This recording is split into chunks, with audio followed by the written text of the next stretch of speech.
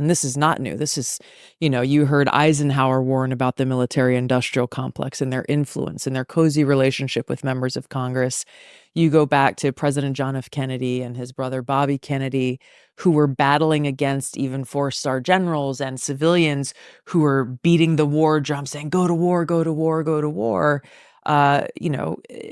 President Kennedy's compelling speech at American University about peace and the hard work that it takes towards peace was the pushback against that. And that doesn't only exist today. It's far more powerful today than even it was back then.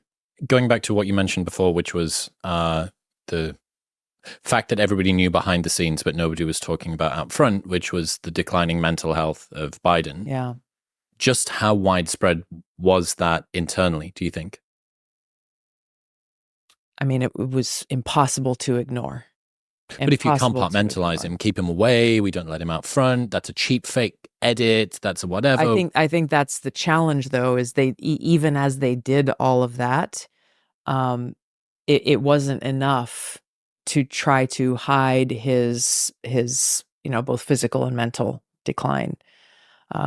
I was with him on the debate stage in 2020 when I was running for president, and I've known Joe Biden for a very long time. I was friends with his son, who also served in the Army National Guard. And,